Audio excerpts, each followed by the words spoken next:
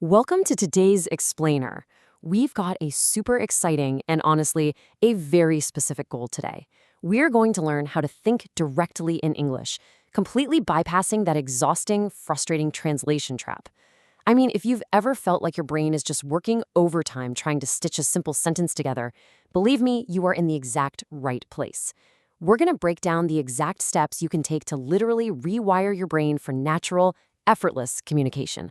Let's get into it. So, why can't you speak English fluently? It's the big question, right? And it's one that almost every single learner struggles with at some point. You probably know hundreds, maybe even thousands of vocabulary words. You've got the grammar rules down, but then when it's actually time to open your mouth and speak, the words just don't flow.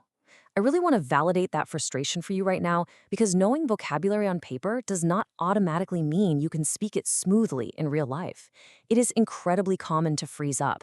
And listen, it's not because you aren't trying hard enough, and it's definitely not because you don't know the words.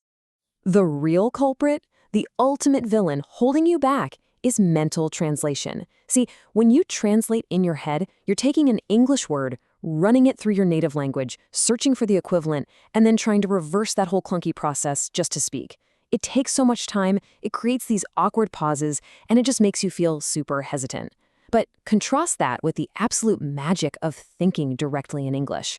When you think directly, there is no middleman. The thought just instantly becomes the word. Which brings us to Section 1, Think in Pictures, ditching the dictionary in your head. Here is the core solution. And honestly, this is our mantra for today's explainer. Think in pictures, actions, and emotions instead of translating words. Instead of tying an English word to a word in your native language, you've got to attach it directly to an image or a feeling. For example, when you hear the word cup, do not think of your native word for it.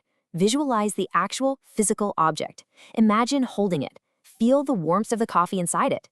You're essentially replacing text with reality, and that is exactly where true fluency starts. All right, Section 2, the ladder to fluency, step-by-step success. We're going to use this fantastic, entirely stress-free scaffolding method to train your English brain, and we're starting at the absolute easiest level. Step 1 is just simple objects. Literally look around your room right now.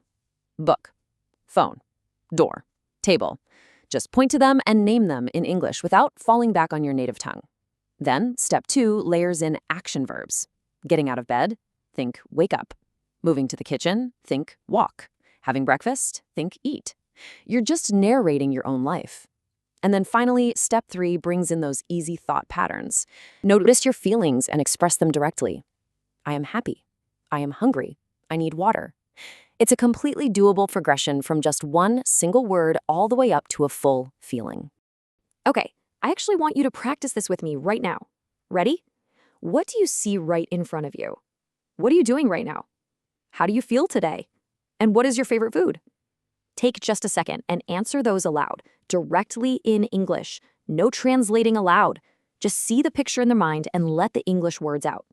Excellent job. Now, another incredibly fun way to build this confidence is through a quick memory game. Take a look around whatever room you're in right now. Pick out 5 objects and really lock them in your memory. Got 'em? Now, close your eyes and describe your room or even just your daily routine using only English.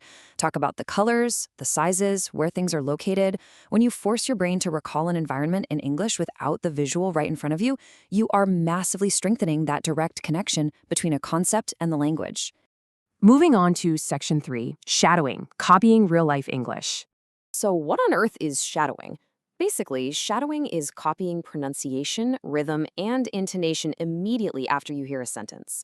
You listen to a native speaker and you repeat right after them, literally like an echo or a shadow. You don't pause to analyze some heavy grammar rule, and you definitely don't try to translate the sentence. You just mimic the musicality, the speed, and the emotion. Doing this locks that natural speaking rhythm directly into your muscle memory. It's a total game changer. And the best part is, you can shadow conversations for everyday real-life situations. Supermarket shopping, ordering at a restaurant, asking for directions, visiting the doctor, or speaking up at the office. By shadowing these very specific, practical scenarios, you're preparing your brain for actual, full conversations. You're completely ditching those random vocabulary lists, and instead you're learning chunks of highly functional language. Full conversations are 100% within your reach when you just practice the exact phrases you are actually going to need. Which leads us beautifully into Section 4, the 30-day challenge. Remember, this is all about consistency over perfection. 30. So why exactly 30 days? Well, this right here is the secret key to fluency.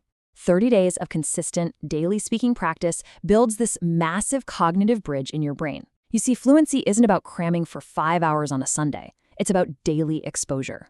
When you practice every single day for a month, you are literally overriding your brain's natural instinct to fall back on your native language. That daily repetition turns a conscious, difficult effort into a totally unconscious habit. Over 30 days, those new neural pathways become so strong that thinking in English just becomes your brain's new default setting. Consistency is what creates true fluency. And hey, as you dive into these 30 days, please remember this. Making mistakes is a completely 100% normal part of learning. It is totally okay. Actually, scratch that. It's more than okay. If you aren't making mistakes, you probably just aren't speaking enough. Every single mistake is just wonderful proof that you are actively learning, adjusting, and getting better. So drop the perfectionism right now. Embrace the messy, imperfect process of speaking. Over a month, this 30-day challenge just builds so beautifully. On day 1, you're just focusing on simple objects, keeping it super easy. By day 10, you're consistently narrating your life with those action verbs we talked about. By day 20, you're comfortably expressing your thought patterns and emotions without a single translation.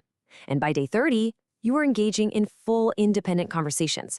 You gradually level up from short phrases to natural, flowing communication, all just by stacking one day of practice on top of the next. To wrap up today's explainer, I want to leave you with one final, provocative question. What are your weekend plans? Seriously, right now, see the pictures of what you're going to do this weekend in your mind and answer that question out loud, directly in English.